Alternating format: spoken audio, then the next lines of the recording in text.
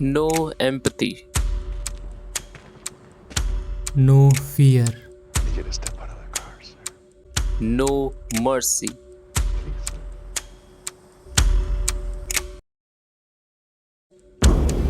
Life or death decided by a coin. Hold it. It does not chase you.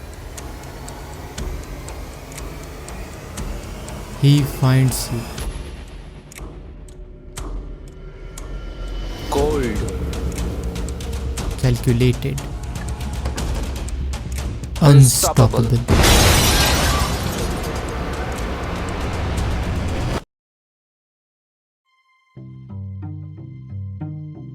Belgian psychiatry professor Samuel Leistedt ये जानना चाहते थे कि किस movie के कैरेक्टर में सबसे बेस्ट साइकोपैथिक कैरेक्टर पाए जाते हैं। लाइस्टेड ने अपने 10 दोस्तों को बुलाया ताकि वो उन्हें हेल्प करें 400 मूवीज देखने में over the course of 3 years.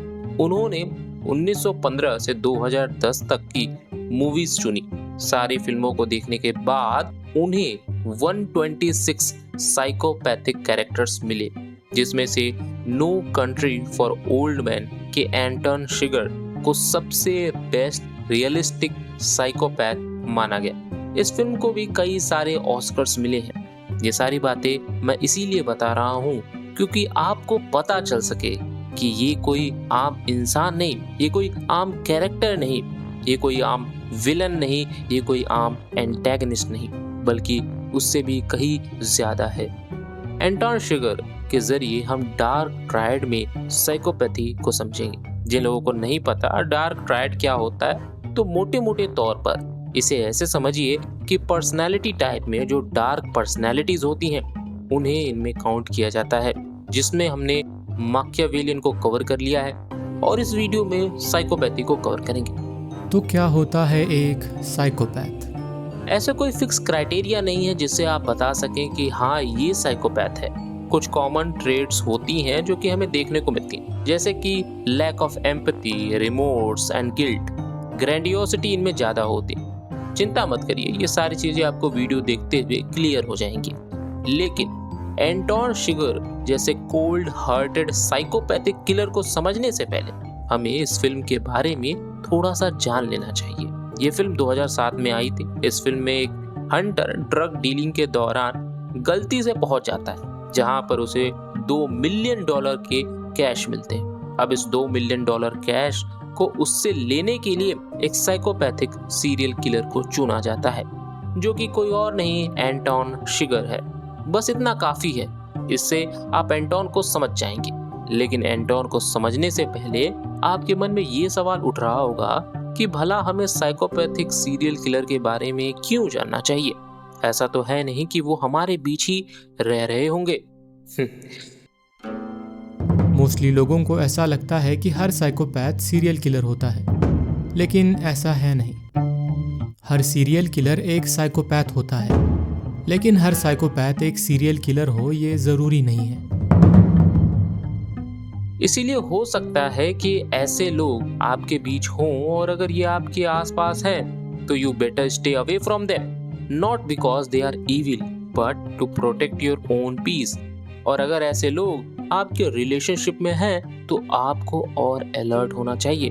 You're in trouble. You're in That trouble. could be actually be a very dangerous It sounds like it. Yeah. इनमें एंटी सोशल बिहेवियर पाए जाते हैं। ये बहुत चार्मिंग होते हैं लेकिन सुपरफिशियली अंदर से ये खोखले होते हैं। आपको लग सकता है ये आपकी बात समझ रहे हैं, लेकिन नहीं, उन्हें सिर्फ अपना गेन दिख रहा होता है, अपना प्रॉफिट दिख रहा होता है। Because they understand a person, they can read a person and immediately say, I got his vulnerability. एंटन शिगर को समझने से पहले हमें ये समझना पड़ेगा कि एंटन को क्या चीज बाकियों से अलग बनाती है, जिसमें सबसे पहले हमें देखना चाहिए एंटन के हेयर स्टाइल को। अगर आप ध्यान से देखें तो ये कोई यूजुअल हेयर स्टाइल नहीं है जो आपको फिल्मों में दिखे या जनरली लोग रखें।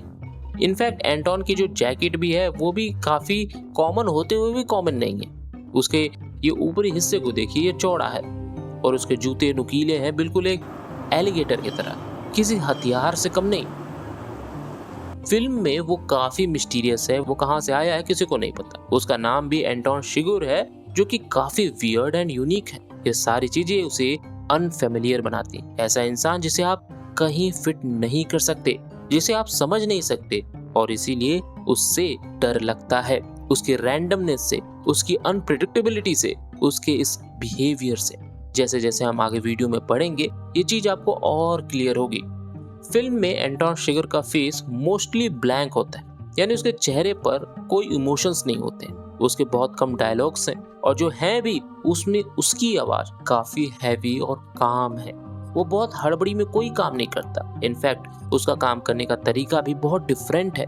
जिस तरह से वो मर्डर करने के बाद आराम से हाथ धोता है या पीनट्स को खाता है, it's like for him it's nothing. ये उसके लिए डेली का काम है कि किसी का मर्डर करना और आराम से सो जाना। हाईली रेजिस्टेंस टू पेन, खुद पर उसने सर्जरी कर डाली, लेकिन मजाल है कि एक जगह भी उसके एक्सप्रेशन बदले।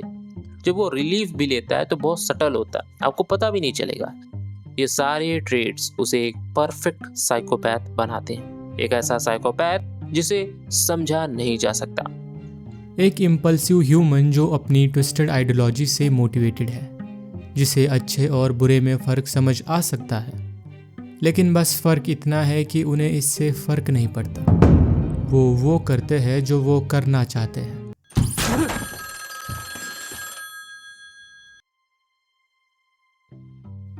फिल्म का नाम No Country for Old Man भी इसीलिए है क्योंकि ये उस बूढ़े शेरिफ का पॉइंट ऑफ व्यू रखती है, जहां पर फिल्म में शुरू में ही बताया जाता है कि कैसे पहले जो शेरिफ होते थे उनका काम आसान होता था। इनफैक्ट वो गन लेकर भी नहीं चलते थे क्योंकि चीजें आसान थी। कोई किसी को लूटता था या मारता था तो उसकी वजह साफ दिखती थी, पर अब ऐसा नहीं रह गया।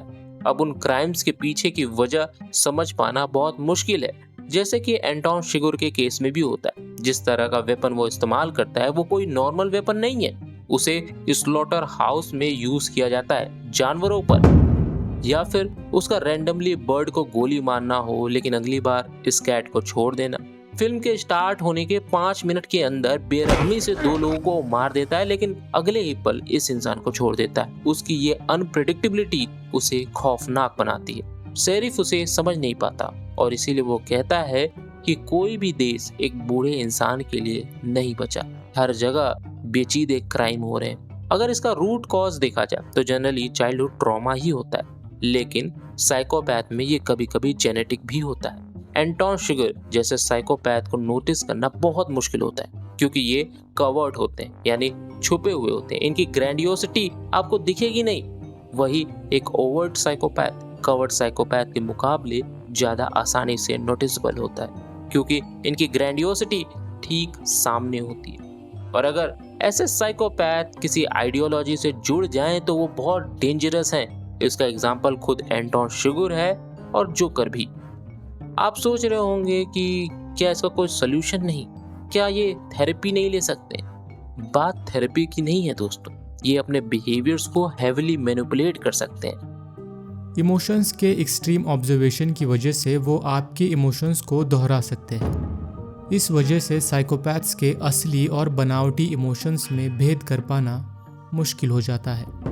ये आपकी कमज़ोरियों को आसानी से भांप लेते हैं और फिर उसके अकॉर्डिंगली अपने इमोशंस को तैयार करते हैं। इस वजह से कई बार वो चार्मिंग महसूस होते हैं। ऐसे सीरियल साइकोपैथिक बिहेवियर का ये कैरेक्टर काफ़ी अच्छा डिपिक्शन है। उसकी खूबियाँ, उसकी सोच उसे एक इम्पल्सिव साइकोपैथ बनाती है जिसे समझा न जाए।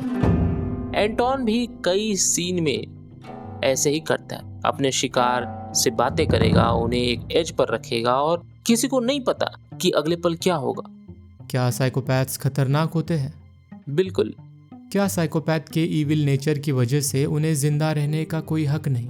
इसका आंसर दे पाना बहुत मुश्किल है क्योंकि थेरेपी में ये नहीं आएंगे, इनके विक्टिम्स आएंगे। पर ये आ भी गए तो ये सही हुए हैं या नहीं इनका पता लगा पाना बहुत मुश्किल है। जैसे कि आपने अपरिचित मूवी में ये सीन देखा हो जहाँ पर कोर्ट से ऑर्डर मिलने के बाद उसे थेरेपी के लिए भेजा जाता और कुछ साल बाद ऐसा लगता है कि वो ठीक हो गया है, पर एंड में हमें दिखता है कि नहीं, ऐसा नहीं हुआ, वो अभी भी वही इंसान। अब हम भी सही मायने में तो साइकोपैथ नहीं था, वो एक अलग कंडीशन। पर आप समझ गए कि मैं क्या कहना चाहता हूँ। तो हाँ, अगर कोई थेरेपी इन पर वर्क करती है तो इट्स गुड, पर वैसे तो आप इनसे जितना दूर हो सके उतना ही बेहतर है। और इन ट्रेट्स को अपने अंदर उतारने की कोशिश मत कीजिए। किसी इमोशन को ना समझने का दिखावा करना और किसी इमोशन को समझ ही ना सकना, इन दोनों में काफ़ी अंतर है और ये अंतर ही हमें उनसे अलग बनाता है। तो अगर आप वो बनने की कोशिश करेंगे जो मूल रूप से आपका स्वभाव है ही नहीं, तो यकीनन आपकी मानसिक स्थिरता को चोट पहुंचेगी। ये वीडियो अवेयरनेस के लिए है। इससे हम इन ट्रेट्स को ग्लोरीफाई नहीं करते, उल्टा ये समझाने की कोशिश करते हैं कि ये ट्रेट्स इंसानी ढांचे को लगी एक सड़न है और इसे एक सड़न की तरह ही देखा जाए तो अच्छा है।